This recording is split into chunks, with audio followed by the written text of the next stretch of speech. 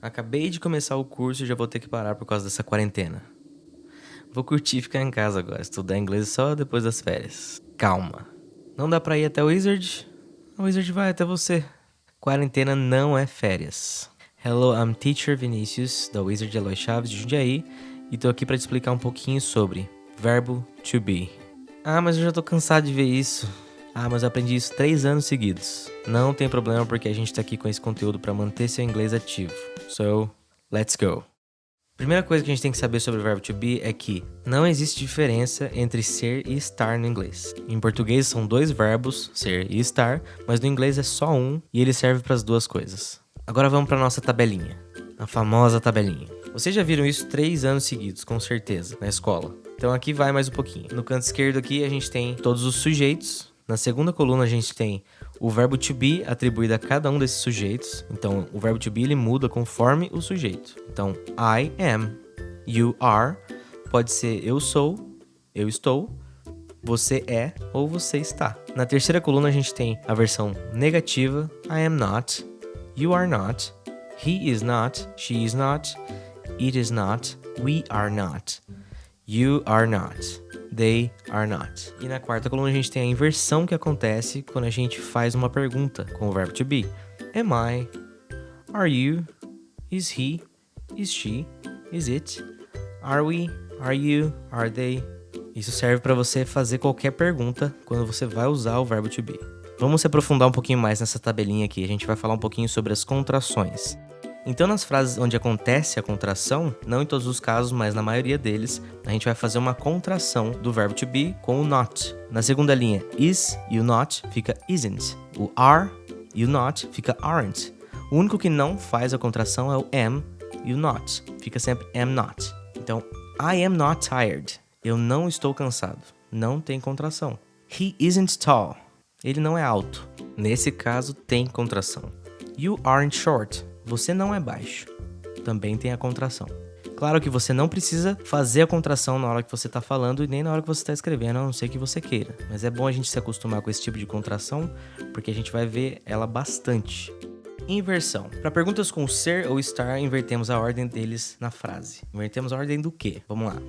Você é ou está feliz. You are happy. Para a gente transformar isso numa pergunta, a gente só tem que fazer uma inversão entre o verbo to be, are, e o sujeito, you. Então a pergunta ficaria Are you happy?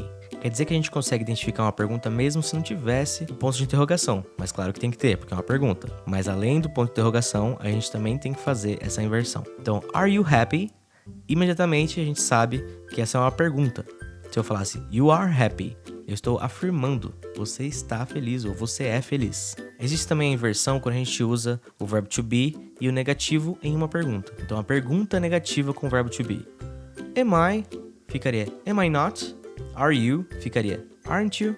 Is she? Ficaria Isn't she? E nesse caso a gente mantém sim a contração no are, aren't e no is, isn't. Lembrando que o is serve para o he, she e it. Verbo to be mais profissões. Todas as profissões são definidas com um ou uma. No caso, eu sou um engenheiro. Um engenheiro. Mesmo assim, preste sempre atenção à construção da frase. I am an engineer. Eu sou um engenheiro. I am a good engineer. Eu sou um bom engenheiro. Nessa frase a gente vai usar o artigo an ou a, dependendo da palavra que vem depois, para definir uma profissão. Então, I am a good engineer ou I am an engineer. Sempre precisa existir o artigo. I am a teacher. Eu sou um professor. I am an old teacher. Eu sou um velho professor. Eu sou um professor velho. Lembrando, para quem tá esquecido, an você usa quando a próxima palavra começa com uma vogal, a você usa quando a próxima palavra começa com consoante. Então, por isso, I am an engineer e I am a good engineer. A mesma coisa serve para os outros sujeitos. You are an engineer. You are a good engineer. You are an engineer. You are a good engineer. She is a teacher. He is an old teacher. Sujeitos não nomeados. Esse termo não nomeados eu inventei. É o único jeito que eu achei de explicar isso aqui de um jeito mais claro. Sujeitos não nomeados são pessoas que poderíamos trocar pelos sujeitos comuns. He, she, it, we ou they. Como assim? Quando a gente fala a frase sua mãe é alta, estamos usando o sujeito she. indiretamente. Sua mãe, she, é alta. O verbo to be do sujeito she é o is. Então essa frase ficaria she is tall. Então o verbo da frase sua mãe é alta também é is, porque sua mãe é o sujeito she. Aqui a gente vai ver alguns exemplos. Júlia e eu somos casados. Nós somos casados. We are married. Então, Julia and I are married.